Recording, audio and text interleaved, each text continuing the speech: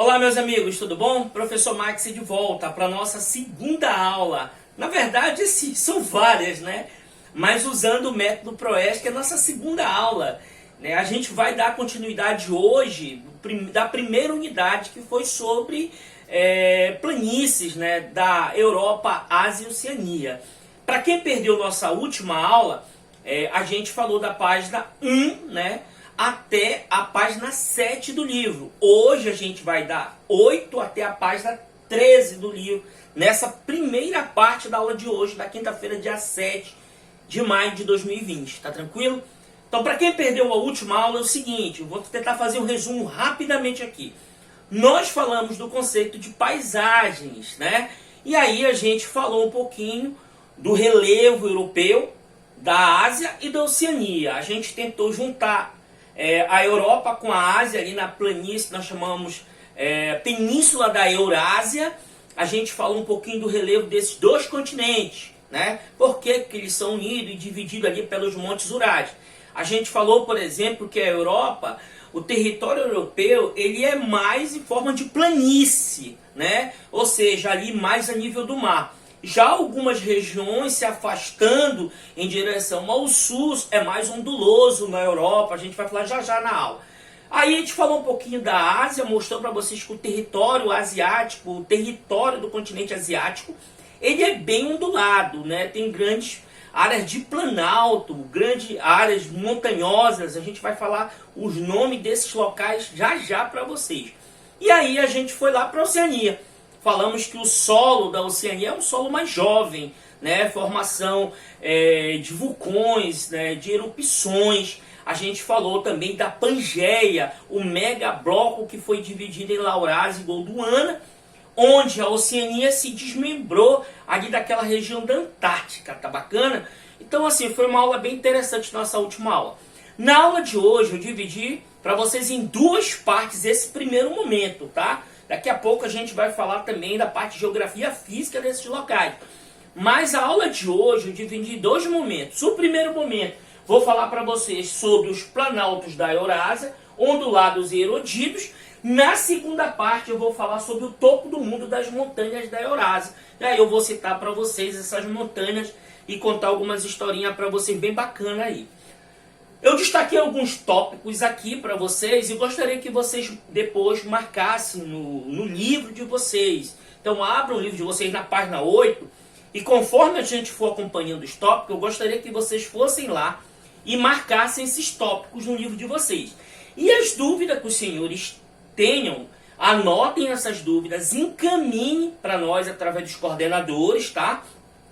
E possivelmente eu faça uma live ao vivo, né? Eu estou verificando a possibilidade de fazer uma live ao vivo e aí a gente vai ter um bate-bola lá bem bacana. Eu gostaria que vocês participassem, tal, com áudio. Vai ser um negócio bem legal para vocês aí, tá bacana? Então olha só, na aula de hoje a gente dividiu, como eu falei para vocês, em duas partes. A primeira é essa aqui, planaltos da Eurásia, ondulados e erodidos, tá bacana? E aí a segunda parte, topo do mundo das montanhas da Eurásia. Pessoal, com relação a essas regiões mais elevadas da Europa, eu quero te contar uma coisa e gostaria que vocês anotassem aí. A porção, como eu já te falei, da Europa, a maioria do relevo europeu é um relevo em forma de planície, ou seja, ali é o nível do mar, né? Aquelas áreas mais verdes ali. Porém, a Europa também tem áreas elevadas, e essas áreas elevadas da Europa estão aqui, ó, na porção mais ao sul. Ou seja, mais abaixo, né? E aí eu destaco aqui, né, dessas poucas áreas extensas e onduladas que a Europa possui, está ali, né, perto da Espanha, da França, que a gente já vai falar ali dos Alpes franceses.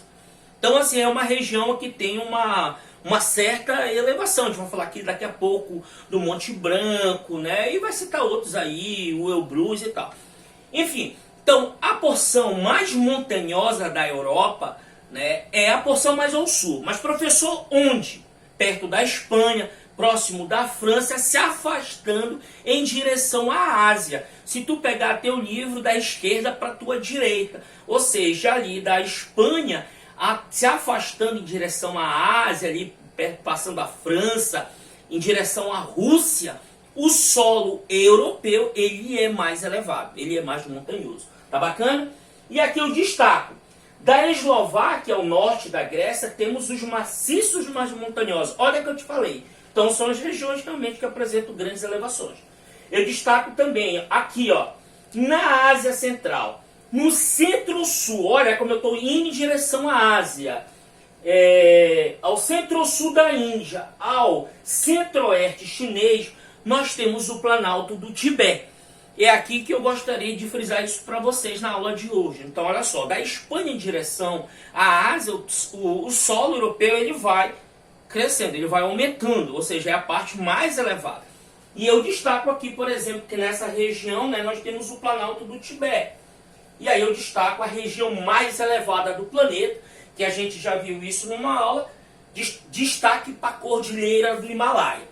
Tá? Então a Cordilheira do Himalaia, você já sabe, né, que é a porção mais elevada de montanhas, né, dessa região que a gente fala da Eurásia ali, que é a junção da Ásia com a Europa, é onde está o maior conjunto de montanhas do mundo, na verdade, em formação rochosa, e as mais elevadas que a gente já vai citar aqui, o Everest e o K2. Beleza? Aqui na segunda parte, estou mostrando para vocês o topo do mundo. Quando eu falo topo do mundo, estou me relacionando e me referindo à altura, à altitude. Tá?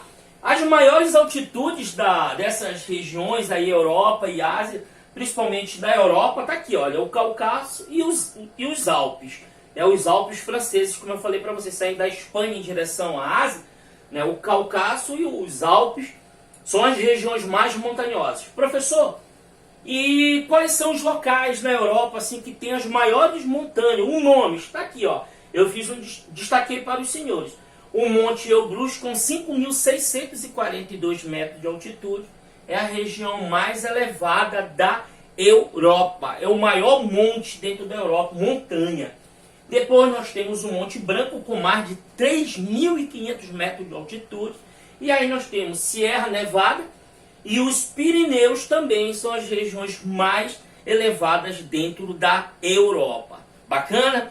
Então, se cair para ti alguma questão citando assim, qual a região mais elevada da Europa, não hesite em marcar Monte Elbrus. Está aqui, com 5.642 metros de altitude. É um monstro, ela é gigantesco. Claro, não é o maior do mundo, que a gente já vai entrar no maior do mundo. E aí nós temos o Monte Branco, com mais de 3.000 metros de altitude. Serra Nevada também, com mais de 3.000 metros de altitude. E os Pirineus também, com essa grande elevação. Tá tranquilo? Pessoal, e na Ásia? Professor, na Ásia, o senhor falou para nós anteriormente que a região mais montanhosa do mundo está na Ásia. Vem comigo que eu vou te provar para você ter aqui, ó. Nós já citamos ela, mas eu ainda não tinha citado um. E agora eu estou trazendo para vocês aqui os dois locais mais altos do planeta, o Everest e o K2, tá? Aí na Cordilheira do Himalaia, né? O Everest no Tibete, no Nepal, né? Ali próximo da China, né? E o K2 também nessa regiãozinha, ou seja, são duas montanhas extremamente altas, quase que um empate técnico, ali a diferença de 200 metros. O Everest, professor, está aqui. O Everest com 8.848 metros de altitude, né, o topo do mundo, e o K2, 8.611 metros de altitude. Pessoal, só para você ter uma ideia, essas duas montanhas são gigantescas. Mas, se tu for comparar, por exemplo, com as Fossas das Marianas, as Fossas das Marianas têm 11.000 metros de profundidade, uma fissura, né? Fica lá, ali naquela regiãozinha do Oceano Pacífico, né? E aí, para você ter uma ideia, as Fossas das Marianas, que é um local extremamente profundo, que tem 11, se tu pegar ela e virar, ela é mais profunda, você ficaria mais alta, o Everest encaixaria dentro das Fossas das Marianas, que tem 8, né? Ela tem 11.000 metros de profundidade. Mas se tu pegasse o Everest, colocasse de cabeça para baixo e jogasse na Fossa das Marianas, ele ainda seria pequeno. Tá bacana? E assim, esse aqui eu apresento para vocês os dois locais mais elevados do planeta. Então não esqueçam, né? Ali na Cordilheira Não esqueça, aqui ó, para vocês, né, é na Cordilheira do Himalaia, tá? O Everest fica ali no Nepal, né, naquela região do Nepal com o Tibete, tá? É bem elevado mesmo. Com relação às planícies, né, eu estou trazendo aqui para vocês um pouquinho mais um conceito mais básico da planície europeia, tá? São regiões mais jovens, já falei isso aqui, certo? E aqui destaca-se a grande planície europeia, né? Essa região que vai da França até a Rússia. Eu destaco também aqui, são usadas, né, pela exploração mineral, né, as grandes planícies europeias, né, são muito ricas em matéria-prima, a gente já falou sobre isso. Também são ricas porque possuem rios navegáveis, são fortes para a economia, inclusive esses rios. E eu destaco aqui alguns rios bem importantes dentro dessa planície europeia. Eu destaco aqui o rio Volga, o rio Danúbio, a gente vai citar daqui a pouco o rio Reno, né, o rio Sena. Então está dentro da planície europeia. São rios muito famosos, rios importantíssimos para a economia de alguns países, principalmente a Rússia, nós temos a França, são países, a Alemanha, que tem ali a navegação como um forte, né, econômico. E aí também alguns mares também que se destacam nessa planície europeia. Eu destaco aqui o mar, por exemplo, o Cáspio, o mar de Aral, o Mar Morto e outros mares também fazem parte da gigantesca planície europeia. Como eu falei para vocês, que eu iria também falar para vocês uma historinha, contar uma história para vocês com relação ao Everest. Eu já citei essas histórias nossas aulas, mas eu queria pontuar para vocês aqui. Olha só, né, mostrar para vocês como o Everest ele é importante hoje para a economia, principalmente do Tibete e do Nepal, né? A China também ganha com isso, é claro, né? Para quem não sabe, o Tibete, né, até hoje é contestado aí pela China, né? Região chinesa ali, próximo da Índia, né? Nossa, é uma região assim um pouco bem contestada, né? Os indianos então questionam e contestam muito essas regiões aí, tá? Mas deixa eu te mostrar aqui a importância um pouquinho do Everest. Vou fazer aqui um pequeno desenho para você. Olha só. Essa aqui é a montanha do Everest, com 8.884 metros de altitude, que nós já colocamos ainda há pouco aqui para você. Pessoal, olha só, o Everest hoje ele se tornou referência, principalmente em arrecadação financeira, o turismo, para essa regiãozinha aí do Tibete e do Nepal. Tá bacana? São países que vocês sabem, pobres, né? Países pobres, mas que hoje sobrevivem praticamente do turismo, né? Então essa aqui é a montanha do Everest. Para você ter uma ideia, para você chegar ao topo do Everest, né? Nós temos 4 acampamentos no Everest. Acampamento 1, acampamento 2, o acampamento 3 e o acampamento 4, antes de chegar no topo, que é chamado de Hillary. Olha aí. Então olha só, a base do Everest ela tem aproximadamente 5.400 metros, né, a base do Everest. E ele tem 8.000. Então, professor, quanto tempo é para chegar no topo do Everest? Depende. Por exemplo, pode durar semanas, né? 1 semana, 2 semanas. Porque é o seguinte, você tem que ficar na base. Na verdade, o Everest, hoje, como eu te falei, é muito dinheiro. Por exemplo, para escalar o Monte Everest, tem pessoas que desembolsam em torno de 20, 30 mil dólares, 100 mil, 120 mil reais para escalar o Everest. São valores, assim, bem altos, né?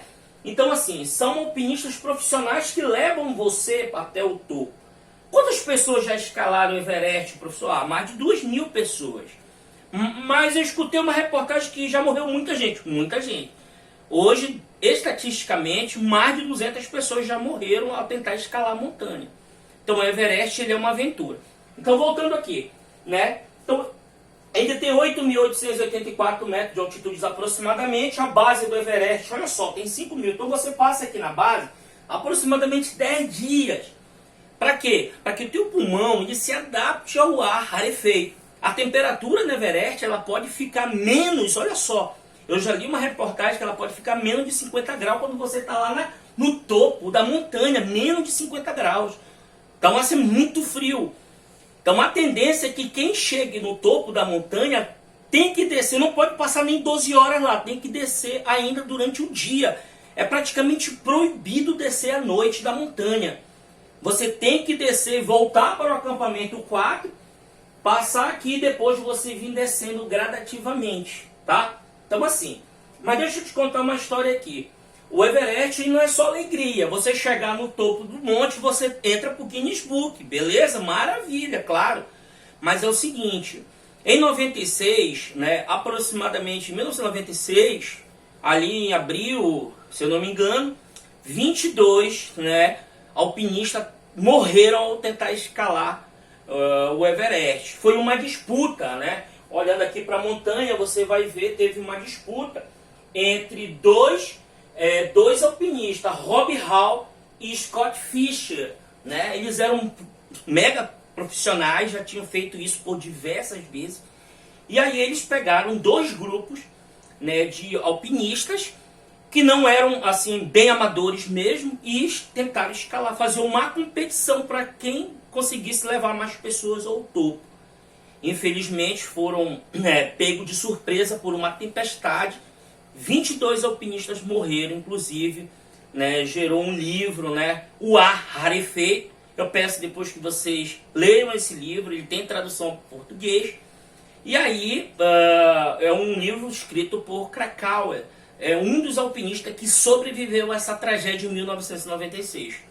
Então, olha só, eles fizeram uma competição e aí tentaram chegar ao topo levando mais pessoas e eles quebraram todas as regras, porque assim, tem algumas regras básicas que você não pode escalar o monte, por exemplo. Não pode ter feito cirurgia nos últimos meses, você não pode ter problema respiratório, né, problema cardíaco. Então isso você preenche um formulário, você não pode omitir essas informações. E teve gente que na tragédia omitiu essas informações. Então é considerada a maior tragédia da montanha essa, né? Inclusive tem até um filme, Morte no Everest. Assistam, é bem interessante. Então olha só, você então tem 4 acampamentos para chegar na montanha. Cada acampamento, né, tem uma fase que você pega tubo de oxigênio e vai escalando e passando pelo, né, que nós chamamos o labirinto Hillary, que é o topo do Monte Everest. E aí você entra para o Guinness Book. Tá bacana? Então eu espero que vocês tenham gostado de hoje, a nossa aula. Eu agradeço esse primeiro momento. E aí qualquer dúvida que os senhores tenham, encaminhem para nós aí, para nós tirarmos nossas dúvidas, ok? Então beleza, daqui a pouco eu vou para a nossa segunda aula. Um abraço!